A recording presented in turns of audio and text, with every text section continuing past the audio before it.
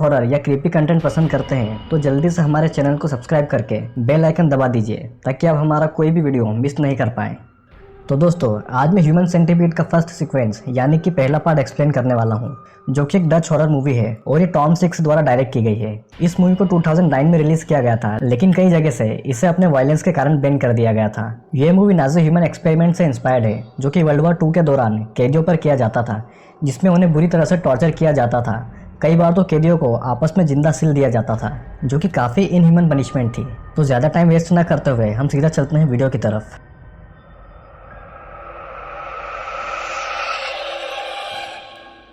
शुरुआत में हम देखते हैं कि एक आदमी जिसका नाम प्रोफेसर जोसेफ हाइटर था, वो अपनी सिल्वर मर्सिडीज में बैठकर एक फोटोग्राफ देख रहा था, जिसमें कि 3 रोटवीलर डॉग्स एक सीधी लाइन में एक के पीछे एक खड़े थे। तभी वहां एक ट्रक आकर रुकता है, जिसमें से ट्रक का ड्राइवर बाहर निकलकर जंगल में टॉयलेट के लिए जाता है, जिसकी तरफ प्रोफेसर जोसेफ गन का निशाना लगाता है और ये सीन यहीं पर कट हो जाता है। दूसरे सीन में हम 2 लड़कियों को देखते हैं, जिनका नाम जेनी और लिंडसी था। वैसे तो ये दोनों अमेरिकन थी, लेकिन जर्मनी में घूमने के लिए आई हुई थी। ये दोनों पार्टी करने क्लब में जाने वाले थे, जिसकी लोकेशन लिंडसी किसी से कॉल पर ले रही थी, क्योंकि वे सिर्फ टूरिस्ट थी और जर्मनी का उन्हें कोई आइडिया नहीं था। रात होते ही वो दोनों रेंट पर ली हुई कार से पार्टी वाली जगह के लिए निकल जाती है, जहाँ की एग्जैक्ट लोकेशन उन्हें नहीं पता थी। और होता यह है कि बीच जंगल में वो दोनों बहुत आगे निकल जाते हैं और कहीं खो जाते हैं। जेनी गाड़ी को यू टर्न लेती है कि तभी गाड़ी का टायर पंक्चर हो जाता है और दोनों प्रॉब्लम में फंस जाती है। वो कार सर्विस वालों को कॉल करते हैं, लेकिन जंगली इलाका होने के कारण उनके फोन में नेटवर्क नहीं आ रहा था और वे दोनों एक सुनसान हाईवे में फंस जाते हैं, जिसके आसपास सिर्फ जंगल था। वो दोनों डिसाइड करते हैं कि कार में ही रहकर हाईवे से निकलने वाले लोगों से मदद लेंगे, और हम देखते हैं कि कुछ ही समय में वहां नजदीक से कार निकलती है, जिससे कि वो मदद मांगते हैं। लेकिन कार में बैठा हुआ भद्दा सा बूढ़ा आदमी उन्हें अकेला देखकर गंदे गंदे इशारे करता है, जिससे कि वो डर जाती है और कार को अंदर से लॉक कर लेती है।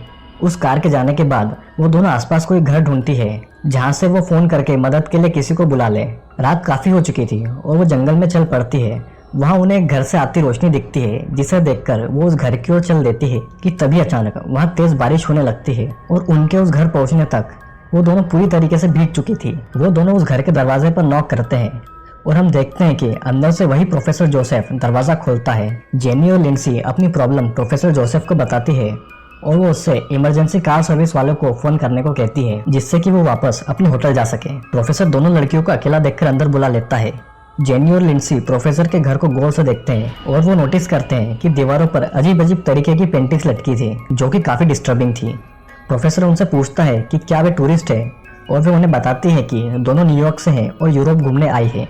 वो प्रोफेसर को कार सर्विस वालों को फोन करने को कहती है, जिससे कि वो अनसुना करके उनसे एक सवाल करता है कि क्या दोनों रिलेटिव्स हैं, पर वो ना कहकर बताती है कि वो रिलेटिव्स तो नहीं है, लेकिन दोनों फ्रेंड जरूर है। प्रोफेसर अचानक अपनी जगह से उठता है और किचन में पानी लेने जाता है, और जब वो अंदर किचन में होता है तो वहीं से एक फेक कॉल करता है, जिससे बाहर बैठी जेनी और लिंडसी को लगता है कि वो इमरजेंसी कार सर्विस वालों को कॉल कर रहा है। प्रोफेसर दोनों के पानी में रोहिपनॉल नाम का एक ड्रग मिला देता है, जो कि लिंडसी पूरा पी जाती है, लेकिन जेनी से पानी का गिलास गिर जाता है, जिस पर प्रोफेसर गुस्सा होकर दोनों के साथ जानवरों जैसा बर्ताव करता है। प्रोफेसर गिरा हुआ पानी साफ करने के लिए टॉवेल लाने का बोलकर नीचे बेसमेंट में बनी अपनी लेबोरेटरी में जाता है और एक इंजेक्शन लेकर आता है। इधर लिंडसी को थकान महसूस होती है, क्योंकि वो ड्रग वाला पानी पूरा पी गई थी, लेकिन जेनी ने आधा ही पानी पिया था, इसलिए उसे कुछ नहीं होता। जेनी प्रोफेसर से एक और कॉल करने को कहती है, लेकिन वो उसे मना कर देता है और जेनी की गर्दन में वो इंजेक्शन घुसा देता है, जिससे कि वो भी बेहोश हो जाती है। अगली सुबह प्रोफेसर डाइनिंग टेबल पर बैठकर अपना ब्रेकफास्ट कर रहा था और इधर लिंडसी और जेनी दोनों को होश आता है और वो खुद को प्रोफेसर की लेबोरेटरी में बेड से बंधा हुआ पाती है, और पास में वही ट्रक ड्राइवर बंधा हुआ था, जो कि मूवी की स्टार्टिंग में दिखाया गया था। तभी प्रोफेसर वहां आता है और ट्रक ड्राइवर से कहता है कि वो मैच नहीं करता और इसी वजह से उसे मरना होगा, और प्रोफेसर एक टॉक्सिक इंजेक्शन उसकी नसों में इंजेक्ट कर देता है, जिससे कि वो ट्रक ड्राइवर देखते ही देखते तड़प तड़प कर मर जाता है, और प्रोफेसर उस ट्रक ड्राइवर को अपने बैकयार्ड में दफन कर देता है। हम देखते हैं कि प्रोफेसर एक जापानीज आदमी को अपनी बेहोशी की दवा वाली डार्ट गन से बेहोश करके लाता है, और वो भी उसे जेनी और लिंडसी के बगल वाले बेड पर बांध देता है। जब सभी को होश आता है तो वो जोर जोर से चिल्ला रहे होते हैं। उन्हें यह भी नहीं पता था कि आखिरकार प्रोफेसर उनके साथ क्या करने वाला है, लेकिन जल्दी प्रोफेसर उनका एक कंफ्यूजन खुद ही दूर कर देता है। वो अपने आप को डॉक्टर जोसेफ हाइटर नाम से इंट्रोड्यूस करता है और वो उन्हें बताता है कि वो एक रिटायर्ड सर्जन है जो कि साइमस ट्विंस यानी कि जन्म से जुड़े हुए बच्चों को अलग करने के लिए जाना जाता था। उसने 6 महीने पहले अपने 3 रॉटविलर डॉग्स को एक साथ ऑपरेशन के जरिए जोड़ दिया था और वो सेम ऑपरेशन जेनी लिंडसी और उस जापानीज आदमी पर करने वाला था। क्योंकि उनके स्किन टिश्यूज आपस में मैच होते हैं, वो उन्हें ऑपरेशन के बारे में बताता हुआ कहता है कि सबसे पहले वो उन तीनों के घुटनों के लिगामेंट्स को हटा देगा ताकि वो खड़े न हो पाए और सिर्फ घुटनों के बल ही चल सके। वो एक डायग्राम की मदद से बताता है कि वो सब्जेक्ट सी के होठ और जबड़े को निकाल देगा जिसमें कि उनके दांत भी शामिल थे। वो सब्जेक्ट बी के होठ को ए के एनस से जोड़ देगा और सी के होठ को बी के एनस से। वो उनके हिप की स्किन उधेड़कर उनके चेहरे की चमड़ी निकालकर हिप की स्किन को उनके चेहरे से जोड़ेगा, जिससे कि वो उन तीनों सब्जेक्ट को जोड़कर एक साइमस ट्रिपलेट बनाएगा जो कि डायग्राम में बने फिगर के अनुसार होगा। सब्जेक्ट ए जब अपना खाना खाएगा तो खाना उसके पेट से होकर जो वेस्ट मटेरियल के रूप से निकलेगा और उसके एनस से सीधा सब्जेक्ट बी के मुंह में और उससे होकर सब्जेक्ट सी के एनस से पूरा वेस्ट बाहर आएगा, जो कि काफी घिनौना था। और इस प्रकार तैयार होगा डॉक्टर जोसेफ का ह्यूमन सेंटीपीड का first sequence. Doctor Joseph Japanese आदमी को एनेस्थेसिया दे देता है जिससे कि वो बेहोश हो जाता है और डॉक्टर जेनी की तरफ आता है जो कि जोर जोर से चिल्ला रही थी।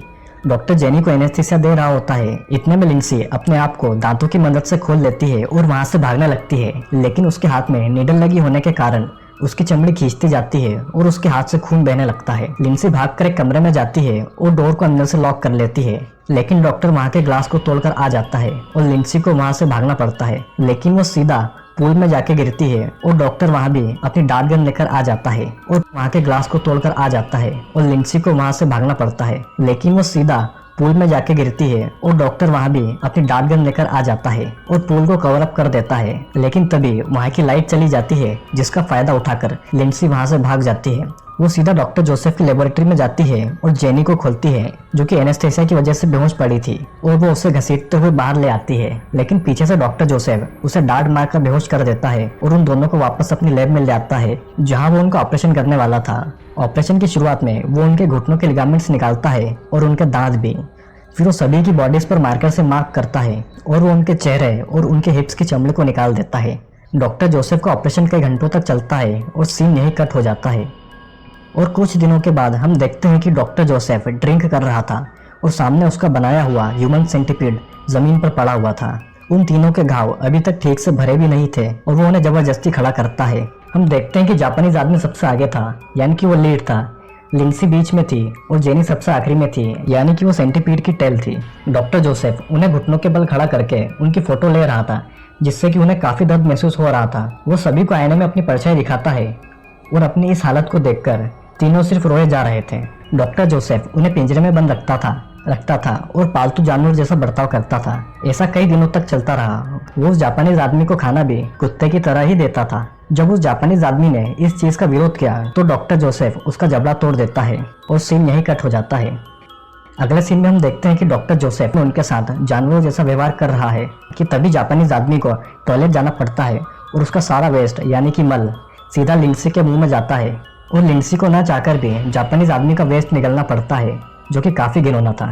एक दिन जब डॉक्टर तीनों की बॉडी का मेडिकल चेकअप करता है तो उसे पता चलता है कि जापानीज आदमी तो ठीक है, लेकिन लिंडसी को कॉन्स्टिपेशन है। जापानीज आदमी का वेस्ट वो डाइजेस्ट नहीं कर पा रही थी और जेनी तक कोई भी एनर्जी का सोर्स नहीं पहुंच रहा था। वो काफी दिनों से भूखी थी और उसकी बॉडी कमजोर हो रही थी, जिसके कारण उसके स्कार्स भी नहीं भर पा रहे थे और ऐसा लग रहा था मानो वो मरने वाली है। डॉक्टर जोसेफ उसे रिप्लेस करने का सोच रहा था कि तभी ऊपर दरवाजे की बेल बजती है और दरवाजे पर डिटेक्टिव क्रांस और पुलिस ऑफिसर वॉलर थे।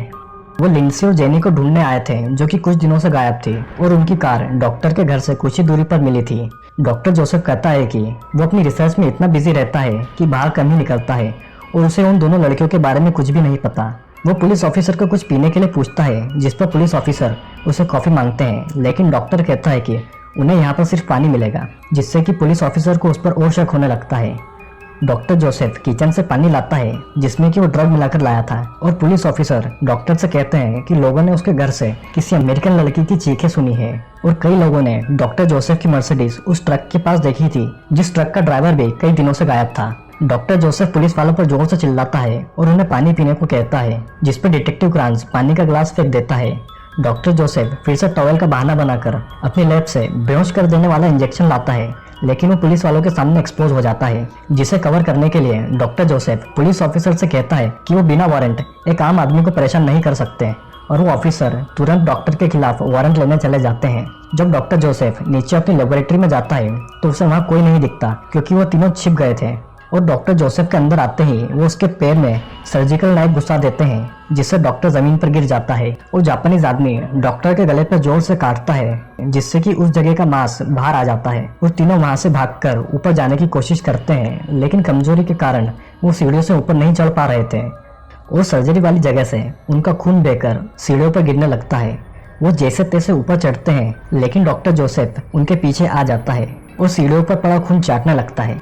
जापानीज आदमी वहां से भागने के लिए डोर का ग्लास तोड़ देता है कि तभी घायल डॉक्टर वहां भी आ जाता है और जापानीज मैन कांच के टुकड़े से अपना गला काट लेता है जिससे कि उसकी मौत हो जाती है।